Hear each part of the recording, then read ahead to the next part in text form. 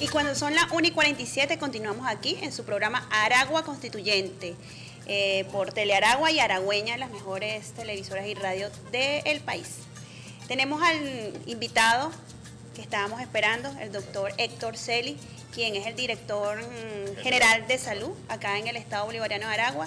Y bueno, también hay que reconocer la extraordinaria labor que está haciendo nuestro gobernador Marcos Torres en, bueno, sumarse a todas estas campañas y a todas las instrucciones dadas por nuestro presidente Nicolás Maduro en cuanto al tema del coronavirus. Bueno, y quién más que el doctor Celis para explicarnos toda la parte técnica y decirnos cuáles son los mitos, cuáles son las realidades y qué debemos seguir haciendo para contribuir al máximo en evitar y erradicar de aquí, de nuestro país, el coronavirus. Bienvenido, doctor. Muy buenas tardes. Agradeciendo la invitación hecha por nuestro gobernador Marcos Torres y la secretaria de Gobierno Mari Romero.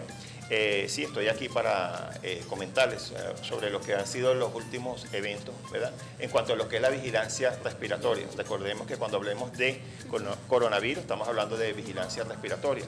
Bueno, es fundamental, primero que nada, tener en cuenta que la situación actual que está viviendo a nivel mundial, estamos en una situación de pandemia, ¿sí? Para la situación de coronavirus. Cuando hablamos de pandemia estamos hablando específicamente de que todos los territorios, todos los continentes existen casos de coronavirus. Actualmente en Venezuela, bueno, escuchamos esta mañana, ¿verdad?, en cadena donde estuvo hablando la vicepresidenta de la República, comentó sobre la presencia de 2 casos ya confirmados. Debemos tener bien claro que Venezuela no tiene casos autóctonos, que lo que tenemos son casos importados. Son pacientes que vienen, ¿verdad?, de países donde sí hay circulación del virus y que, bueno, están arribando a nuestro país. Tenemos desde el punto de vista epidemiológico, el Ministerio para el Poder Popular de la Salud tiene un filtro bien importante que es en nuestros aeropuertos. Todos esos pacientes que están ingresando por los aeropuertos o bien sea por los puestos de frontera, se les levanta una encuesta.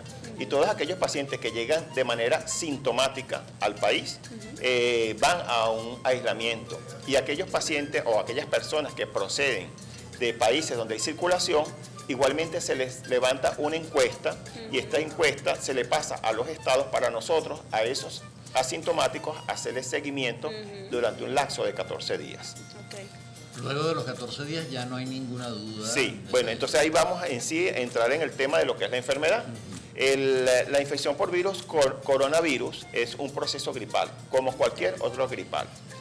Uno de los compañeros de ustedes me hacía el comentario esta mañana de cómo diferenciar un proceso gripal, por ejemplo, por una influenza o por otro virus con respecto al coronavirus. No existe hasta ahora ningún signo que llamamos nosotros patognomónico o signo diagnóstico clave.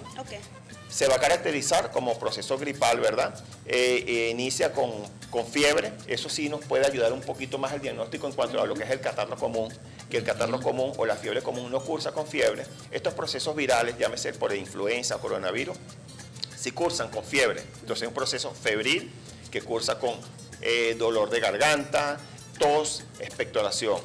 Fíjense bien, entonces en líneas generales, ¿qué es lo importante para nosotros ahora hacer el diagnóstico? Por ahora es el nexo epidemiológico. ¿De dónde vienes?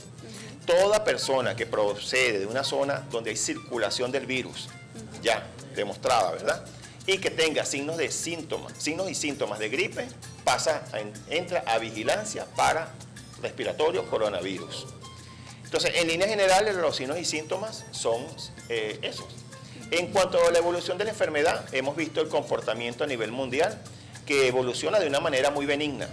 Eso es importante tenerlo en cuenta, que el 80% de los casos pasa como un catarro o gripe común, ¿verdad? E incluso se ha descrito que hay descripciones de personas que son asintomáticas, o sea, adquieren la infección, ¿verdad?, más no desarrollan signos y síntomas.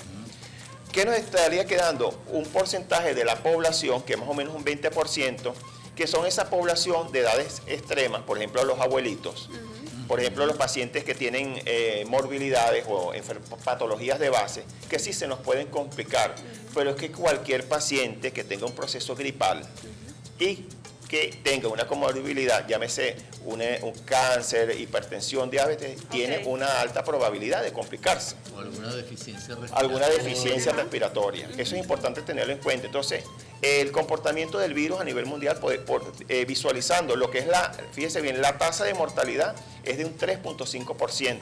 Okay. Es muy baja. Muy baja. Es una tasa muy baja. Incluso se dice que la influenza, que es la otra causa de procesos gripales a nivel mundial, mata más personas que la misma infección por coronavirus. Claro, se ha generado toda una polémica, toda una especie de terror, ¿verdad? A través de una mediática, a través de los medios de comunicación. Y esto ha generado entonces que la población lamentablemente entre en pánico. Pero si nos vamos a la clínica, si nos vamos a las complicaciones, ¿verdad? Tiene menos complicaciones que incluso hasta la misma influenza H1N1. Que ya todos somos, quiero aclarar, ya todos los venezolanos somos expertos en estos procesos, puesto que en el año 2004 tuvimos una situación igualito de pandemia por virus influenza H1N1 y Venezuela salió airosa, salimos allí victoriosos. Las defunciones fueron muy pocas. Yo digo que el pueblo venezolano, sobre todo nosotros aquí los latinoamericanos y específicamente Venezuela, por nuestra condición geográfica, estamos favorecidos. Porque primero tenemos un clima tropical. Con este calor, este virus cuando salga al medio ambiente, las probabilidades de sobrevivencia son muy bajas, ¿verdad? Tenemos entonces, el clima nos favorece mucho. Estamos hablando de climas muy calurosos. Ahorita la temperatura está por el orden de 34 grados centígrados, 35 si no me equivoco. Eso impide, ¿verdad?, de que ese virus se mantenga en el tiempo. Tenemos unas características de secas, entonces un clima caluroso, seco.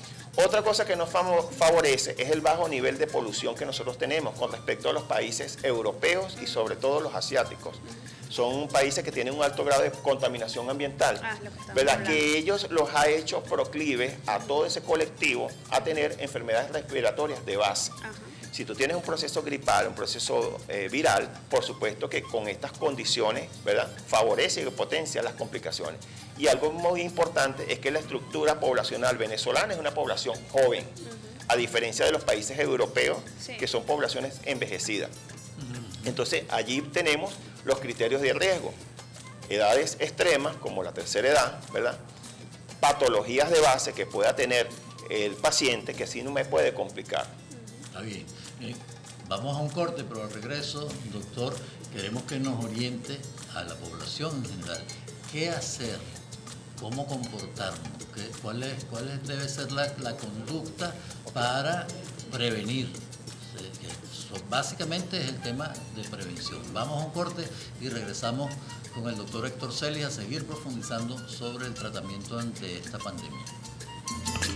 Conversaciones, avances y logros de la Asamblea Nacional Constituyente.